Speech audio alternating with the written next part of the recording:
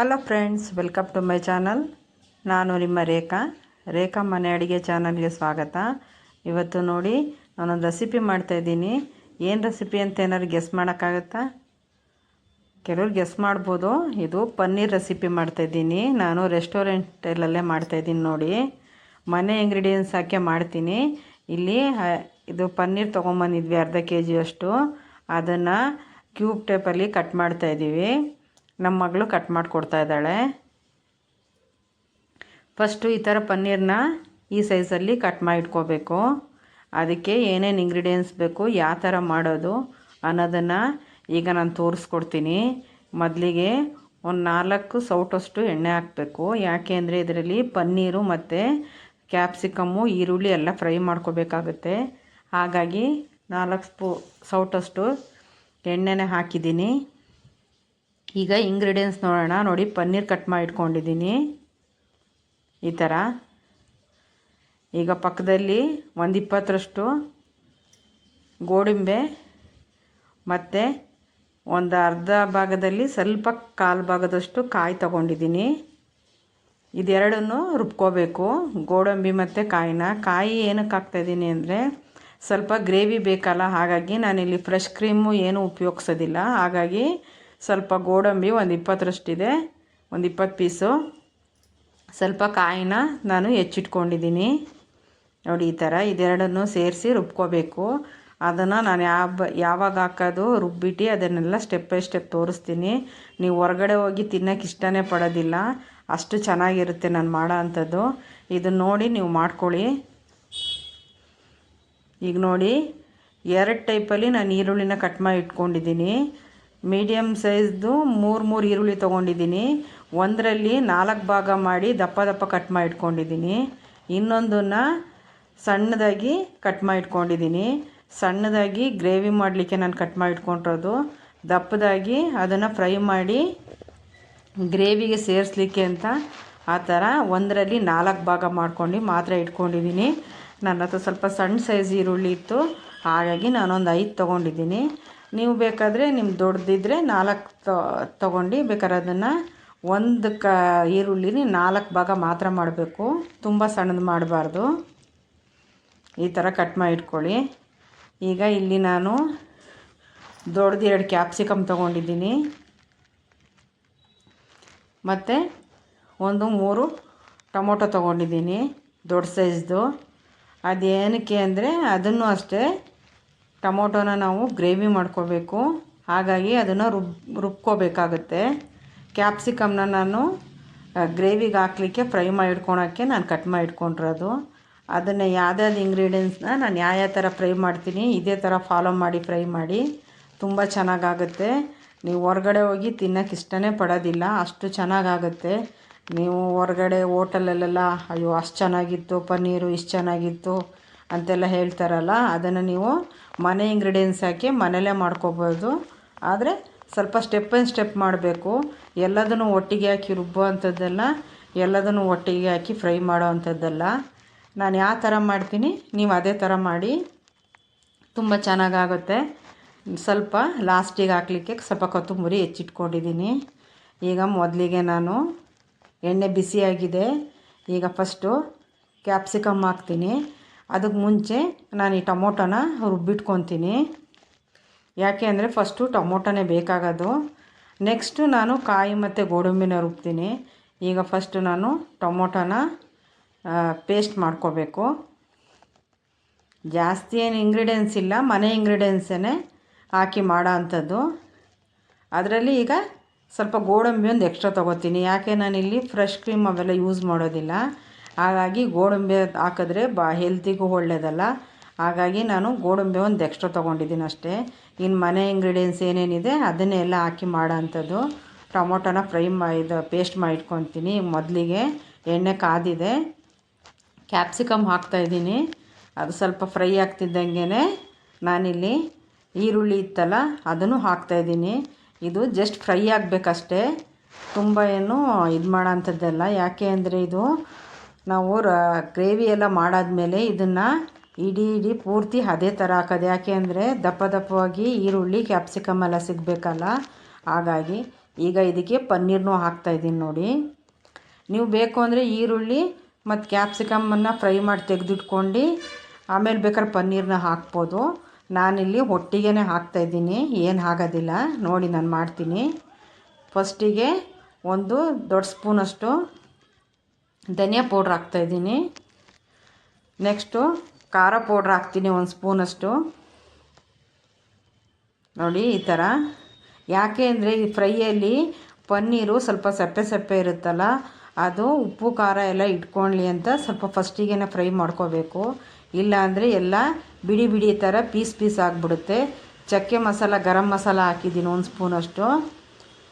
ಒಂದು 1/4 ಸ್ಪೂನಷ್ಟು ನಾನು ಕಾಳು ಮೆಣಸು ಪೌಡ್ರ್ ಹಾಕ್ತಾಯಿದ್ದೀನಿ. ಈಗ ಸ್ವಲ್ಪ ರುಚಿಗೆ ತಕ್ಕಷ್ಟು ಸ್ವಲ್ಪ ಹಾಕ್ಕೊಳ್ಳಿ, ತುಂಬ ಹಾಕ್ಕೋಬೇಡಿ, ನೋಡಿ ಹಾಕ್ಕೊಳ್ಳಿ. ಮತ್ತು ನಾವು ಗ್ರೇವಿಗೆಲ್ಲ ಆ್ಯಡ್ ಮಾಡಬೇಕಾಗುತ್ತೆ. ಹಾಗಾಗಿ ಇದನ್ನು ಸ್ವಲ್ಪ ಈ ಮಸಾಲೆಯಲ್ಲಿ ಚೆನ್ನಾಗಿ ಸ್ವಲ್ಪ ಫ್ರೈ ಮಾಡಬೇಕಷ್ಟೇ. ಇದನ್ನು ಒಂದು 2 ನಿಮಿಷವರೆಗೂ ಬಿಡ್ದಂಗೆ ಈ ಥರ ತಿರುಗಿಸ್ಕೊಡಿ ನೀಟಾಗೆ. ಈ ಥರ ಹಿಂಗೆ ಇದನ್ನು ಚೆನ್ನಾಗಿ ಫ್ರೈ ಆಗಬೇಕಿದು. ಇದು ಪನ್ನೀರ್ ಇದೆಯಲ್ಲ, ಅದು ಸ್ವಲ್ಪ ಉಪ್ಪು ಖಾರ ಮಸಾಲೆ ಎಲ್ಲ ಹಿಡ್ಕೋಬೇಕು. ಇಲ್ಲಾಂದರೆ ಅದು ಸಪ್ಪೆ ಸಪ್ಪೆ ಥರ ಇರುತ್ತಲ್ಲ. ಹಾಗಾಗಿ ನೀವು ಬೇಕಾದರೆ ಈರುಳ್ಳಿ ಕ್ಯಾಪ್ಸಿಕಮ್ನ ಫ್ರೈ ಮಾಡಿಬಿಟ್ಟು ಬರೀ ಪನ್ನೀರನ್ನು ಹಾಕ್ಕೊಂಡು ಫ್ರೈ ಮಾಡ್ಕೊಳ್ಳಿ. ಇದನ್ನು ನಾನೊಂದು 2 ನಿಮಿಷ ಫ್ರೈಲಾಗಕ್ಕೆ ಬಿಟ್ಟಿದ್ದೆ. ನೋಡಿ ಈ ಥರ ಫ್ರೈ ಆಗಿದೆ ಇದು. ಇದನ್ನು ನೀವು ಒಂದು ಬೇರೆ ಬೌಲಿಗೆ ಟ್ರಾನ್ಸ್ಫರ್ ಮಾಡಿ ಇಟ್ಕೊಳ್ಳಿ. ಈಗ ಮತ್ತಿದೇ ಕಡಾಯಿಗೆ ನಾನು ಮತ್ತೆ ಎಣ್ಣೆ ಹಾಕ್ಬಿಟ್ಟು ಫ್ರೈ ಮಾಡ್ತೀನಿ. ಅದಕ್ಕೆ ಒಂದು 3 ಪಲಾವ್ ಎಲೆ, ಒಂದು 2 ಪೀಸು ಏಲಕ್ಕಿ ಹಾಕ್ತಾಯಿದ್ದೀನಿ. ಒಂದು 3 ಪಲಾವ್ ಎಲೆ ಏಲಕ್ಕಿ ಹಾಕ್ತಾಯಿದ್ದೀನಿ. ಒಂದು ಸ್ಪೂನಷ್ಟು ಸೋಂಪು ಹಾಕ್ತಾಯಿದ್ದೀನಿ. ಒಂದು ಸ್ಪೂನಷ್ಟು ಜೀರಿಗೆ ಹಾಕ್ತೀನಿ. ನೋಡಿ ತೋರಿಸ್ತಾ ಇದ್ದೀನಿ ನಿಮಗೆ. ಈಗ ಇದು ಫ್ರೈ ಆಗ್ತಿದ್ದಂಗೆ ನಾವು ಈರುಳ್ಳಿ ಹಾಕೋಣ. ಸಣ್ಣದಾಗಿ ಕಟ್ ಮಾಡಿ ಇಟ್ಕೊಂಡಿದ್ವಲ್ಲ, ನಾವೀಗ ಗ್ರೇವಿ ರೆಡಿ ಮಾಡ್ಕೋತಾ ಇದ್ದೀವಿ. ನೋಡಿ ಕಟ್ ಮಾಡಿ ಇಟ್ಕೊಂಡಿದ್ನಲ್ಲ, ಇದು ಚೆನ್ನಾಗಿ ಫ್ರೈ ಆಗಬೇಕು ಎಣ್ಣೆಯಲ್ಲಿ. ಈ ಥರ ನೋಡಿ ಹಿಂಗೆ ಫ್ರೈ ಆಗಿ ಮಾಡ್ಕೋಬೇಕು ನೀಟಾಗಿ. ಆದಷ್ಟು ಎಷ್ಟು ಫ್ರೈ ಆಗುತ್ತೆ ಅಷ್ಟು ಪೂರ್ತಿ ಫ್ರೈ ಮಾಡಿ ಇದನ್ನು. ಆವಾಗಲೇ ಗ್ರೇವಿ ತುಂಬ ಟೇಸ್ಟಾಗಿ ಬರೋದು. ಈಗ ನೋಡಿ ಇದು ಫ್ರೈ ಆಗಿದೆ. ಇದಕ್ಕೆ ನಾನೊಂದು ಸ್ಪೂನಷ್ಟು ಶುಂಠಿ ಬೆಳ್ಳುಳ್ಳಿ ಪೇಸ್ಟ್ ಹಾಕ್ತಾಯಿದ್ದೀನಿ. ತುಂಬ ಏನು ಬೇಡಕ್ಕಾಗಲ್ಲ, ಇದಕ್ಕೆ ಒಂದು ಸ್ಪೂನ್ ಆದರೆ ಸಾಕು. ನೋಡಿ ಅದು ಕೂಡ ಚೆನ್ನಾಗಿ ಫ್ರೈ ಆಯಿತು. ಈಗ ಫ್ರೈ ಆಗ್ತಿದ್ದಂಗೆ ನಾವು ಟೊಮೊಟೊ ರುಬ್ಬಿಟ್ಕೊಂಡಿದ್ವಲ್ಲ, ಆ ಮಸಾಲೆ ಹಾಕೋಣ. ಜೊತೆಗೆ ಸ್ವಲ್ಪ ಅರಿಶಿನ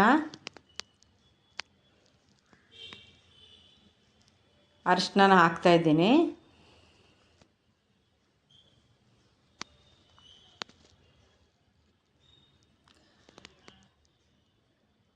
ಈಗ ನೋಡಿ ನಾನು ಟೊಮೊಟೊನ ರುಬ್ಬಿಟ್ಟಿದ್ನಲ್ಲ, ಫೈನ್ ಪೇಸ್ಟ್ ಮಾಡ್ಕೊಂಡಿದ್ದೆ. ನೋಡಿ ಈ ಥರ ಪೇಸ್ಟ್ನ ಹಾಕ್ತಾಯಿದ್ದೀನಿ.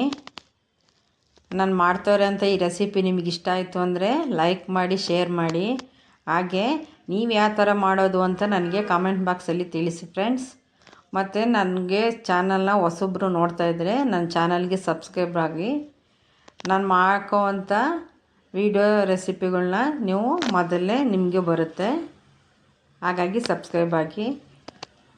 ನಾನೀಗ ನೋಡಿ ಗೋಡಂಬಿ ಮತ್ತು ಕಾಯಿನ ರುಬ್ಕೋತಾ ಇದ್ದೀನಿ. ಇದು ಫೈನ್ ಪೇಸ್ಟ್ ಆಗಬೇಕು ನೀಟಾಗಿ. ಕಾಯಿ ಹಾಕೋದ್ರಿಂದ ಸ್ವಲ್ಪ ಗ್ರೇವಿ ಜಾಸ್ತಿ ಆಗುತ್ತೆ ಅಂತಷ್ಟೇ. ನಿಮಗೆ ಜಾಸ್ತಿ ಗ್ರೇವಿ ಬೇಡ ಅಂದರೆ ಬರೀ ಗೋಡಂಬಿನೇ ರುಬ್ಬಾಕ್ಬೋದು. ನೋಡಿ ಈ ಥರ ನುಣ್ಣಗೆ ತುಂಬ ಚೆನ್ನಾಗಿ ಪೇಸ್ಟ್ ಆಗಬೇಕದು. ಗೋಡಂಬಿ ಅದರ ಕಾಯಲ್ಲಿ ಚೆನ್ನಾಗಿ ಪೇಸ್ಟ್ ಆಗಬೇಕು. ನೋಡಿ ಈಗ ಅದು ಎಲ್ಲ ಇದಾಗಿದೆ, ಫ್ರೈ ಆಗಿದೆ. ಈಗ ನಾನು ರುಬ್ಬಿರೋ ಅಂಥ ಮಸಾಲೆ ಹಾಕ್ತಾಯಿದ್ದೀನಿ. ಫಸ್ಟು ಟೊಮೊಟೊ ಚೆನ್ನಾಗಿ ಫ್ರೈ ಆಗಬೇಕು. ನೋಡಿ ಟೊಮೊಟೊ ಎಲ್ಲ ಎಣ್ಣೆ ಬಿಟ್ಕೊಂಡಿತ್ತು. ಈಗ ನಾನು ರುಬ್ಬಿರೋ ಅಂಥ ಗೋಡಂಬಿ ಮತ್ತು ಕಾಯಿ ಹಾಕಿದ್ದೀನಿ. ಈಗ ಇದಕ್ಕೆ ನಾನು ಮತ್ತೆ ಸ್ವಲ್ಪ ಮಸಾಲೆ ಪದಾರ್ಥಗಳನ್ನ ಹಾಕಬೇಕು. ಮತ್ತು ಒಂದು ಸ್ಪೂನಷ್ಟು ಖಾರ ಪುಡಿ. ನಾನು ಮನೇಲೇ ಮಾಡಿಸಿಟ್ಕೊಂಡಿರೋ ಅಂಥದ್ದು, ಕಲ್ಲರ್ ಏನೂ ಯೂಸ್ ಮಾಡಲ್ಲ ನಾನು, ನ್ಯಾಚುರಲ್ಲಾಗೆ ಮಾಡಿಸೋ ಅಂಥದ್ದು. ಅದು ಹೇಗೆ ಮಾಡಿ ನಾನು ಹತ್ತಿಗಿರಿ ಮತ್ತು ಕಡ್ಡಿಗಾಯಿ ಗುಂಟೂರು 3 ಸೇರಿಸಿ ಮಾಡಿಸೋ ಅಂಥದ್ದು. ಒಂದು ಸ್ಪೂನಷ್ಟು ಧನಿಯಾ ಪುಡಿ, ಇದನ್ನು ಕೂಡ ನಾನು ಮನೇಲೇ ಮಾಡಿಟ್ಕೊಳೋ ಅಂಥದ್ದು. ಒಂದು ಸ್ಪೂನಷ್ಟು ಜೀರಿಗೆ ಪೌಡ್ರು ಎಲ್ಲ ಹಾಕೋಣ. ಈಗ ಸ್ವಲ್ಪ ಈ ಮಸಾಲೆನ ಎಲ್ಲ ಒಂದುಗೂಡಿಸ್ತಾಯಿದ್ದೀನಿ. ಇದು ಸ್ವಲ್ಪ ಗಟ್ಟಿ ಆಗುತ್ತೆ, ಹಾಗಾಗಿ ಸ್ವಲ್ಪ ನೀರು ಹಾಕಬೇಕು ನಾವು, ಸ್ವಲ್ಪ 1-2 ನಿಮಿಷ ಬೇಯಲಿಕ್ಕೆ. ಹಾಗಾಗಿ ಸ್ವಲ್ಪ ಕುದಿಲಿಕ್ಕೆ ಇಡೋಣ. ನೋಡಿ ಈಗ ಕುದ್ದಿದೆ. ಇದಕ್ಕೆ ಒಂದು ಅರ್ಧ ಸ್ಪೂನಷ್ಟು ನಾನು ಜೀರಿಗೆ ಪೌಡ್ರ್ ಹಾಕ್ತಾಯಿದ್ದೀನಿ.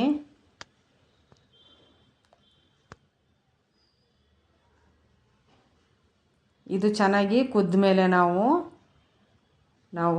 ಇದು ಸ್ವಲ್ಪ ನಾನಿಲ್ಲಿ ಮನೇಲೇ ನಾನು ಮಾಡಿಟ್ಕೊಂಡಿದ್ದಂಥ ಬಟರ್ ಹಾಕ್ತಾಯಿದ್ದೀನಿ. ಬಟರ್ ಹಾಕಿದ್ರೆ ಟೇಸ್ಟು ತುಂಬ ಚೆನ್ನಾಗಿರುತ್ತೆ. ಹಾಗಾಗಿ ನಾನು ಅವತ್ತು ಬೆಣ್ಣೆ ಕಾಯಿಸ್ಬೇಕಾದ್ರೆ ಹೇಳಿದ್ದು, ಆದಷ್ಟು ನೀವು ಎಲ್ಲರೂ ಹಳ್ಳಿ ಹಾಲು ಸಿಕ್ಕಿದ್ರೆ ತಗೊಳ್ಳಿ ಅಂತ. ಚೆನ್ನಾಗಿ ಹಾಲು ತಂದು ಕೊಡೋರಿದ್ದರೆ ನೀವೇ ಮನೇಲಿ ಬೆಣ್ಣೆ ತುಪ್ಪ ಎಲ್ಲ ಮಾಡ್ಕೋಬೋದು. ಮನೆಯಲ್ಲಿ ಮಾಡುವಂಥ ಅಡುಗೆಗೆಲ್ಲ ಉಪಯೋಗಿಸ್ಕೋಬೋದು. ಮತ್ತು ಚೆನ್ನಾಗೂ ಇರುತ್ತೆ, ಆರೋಗ್ಯಕ್ಕೂ ಒಳ್ಳೆಯದು. ನೋಡಿ ಈಗ ಗ್ರೇವಿ ರೆಡಿಯಾಗಿದೆ. ನಾನಿದು ಫ್ರೈ ಮಾಡಿಟ್ಕೊಂಡಿದ್ದಲ್ಲ ಪನ್ನೀರು, ಕ್ಯಾಪ್ಸಿಕಮ್ಮು ಮತ್ತು ಈರುಳ್ಳಿನ ಆ್ಯಡ್ ಮಾಡ್ತಾಯಿದ್ದೀನಿ.